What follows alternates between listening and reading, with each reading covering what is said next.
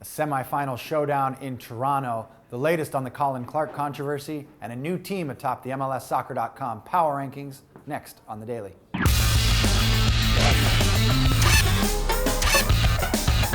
Hey everybody, welcome to another edition of The Daily. Here with Jason Seguini, I'm Nick Ferschauer. We're going to start off with a huge showdown up in Toronto on Wednesday night, the CONCACAF Champions League semifinal series between Toronto FC and Santos Laguna. The first leg up at BMO Field, 8 p.m. Eastern on Fox Soccer. You can follow along a live chat here on MLSsoccer.com. Jay, we've been talking about this one for a while. We're waiting to see if Toronto FC can find their form against Santos. It's a tough task here in the first leg. Yeah, I mean, we saw what happened with Seattle. They were able to win the home leg, but not by nearly enough because it's so hard to go down to Santos. So this is such an important leg for Toronto FC, and they're playing obviously without Torsten Frings, without Stefan Fry. Milos Kosic has done well for himself, but the key player here has got to be Ryan Johnson. Ryan Johnson's the guy who's scoring for Toronto. He's the second leading scorer in all of Champions League, which is interesting. He's got 5 goals in the competition. The thing is, Santos brings a ton of firepower as well, including the American Herculez Gomez, and we've seen how dangerous he can be lately. Yeah, Ryan Johnson really has been a revelation for Toronto FC since coming over last year from San Jose. You mentioned it. He's played very well in the CONCACAF Champions League. We'll have to see how he does against Santos in the first leg of the semifinals, Wednesday night, 8 p.m. Eastern on Fox Soccer, live chat on MLSsoccer.com.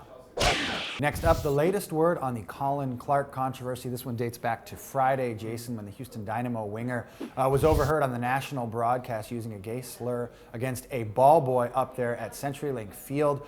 We've been waiting to hear if there's going to be any discipline taken on Colin Clark. We expect it here in the next 24 hours or so. Yeah, there's a big process, I guess, that goes and they talk to Clark, the league talked to Clark, they talked to the victim, they talked to the coaching staff in Houston. I mean, there was a lot that went into it. So what we've heard, the latest update, is that they're nearing the end of the disciplinary process, and we should hear something within the next 24 hours. Could be a suspension, could be some sort of fine, could be both for Colin Clark for the Houston Dynamo. We actually had a pretty good conversation about it on the latest edition of Extra Time Radio, which came out on Tuesday, and we are also glad to be joined by Kai Kamara from Sporting Kansas City.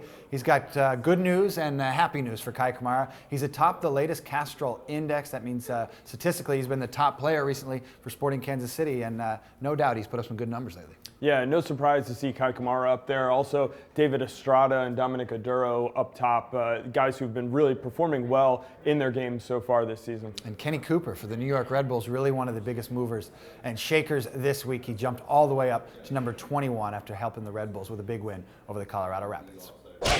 Well, talking about Kai Kamara, you got to talk about the hot start for Sporting Kansas City. They're perfect through 3 games, 3 wins, including the last weekend's win over FC Dallas. It was enough to push them to number 1 in the latest edition of the Power Rankings on MLSsoccer.com. Some debate here in the office, but perfect after 3 weeks, Sporting Kansas City. Yeah, there's definitely a debate. I was one of the people who still had Real Salt Lake up top. I thought it was a little bit of a fluky loss and that they'd win that game most times. If they played it, 10 games, they'd win 7 of them. That said, Kansas City has done very well for themselves. They won their first 2 games, and then I think what everyone wanted to see was how they matched up against the Western Conference, because people have the impression that the Eastern Conference is a little weaker. Now they go out, they beat FC Dallas in the Western Conference, and now they have a run of games against more Western Conference teams. So we're really going to see if Kansas City is the real deal. Seattle Sounders are the other perfect team through 2 games. They're 2-0. They came in at number 2. You mentioned it, Real Salt Lake, down from number 1 to number 3, and the LA Galaxy were idle last weekend. They'll play the New England Revolution. They came in at number 4 on the latest edition of the Power Rankings.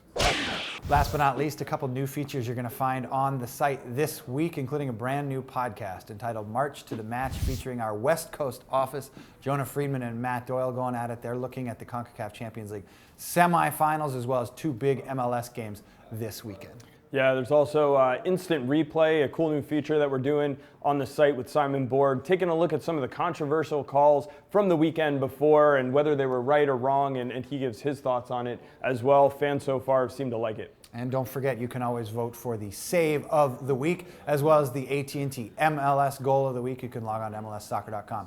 Find all the different ways to vote. That does it for us. We'll be back with another edition of The Daily tomorrow.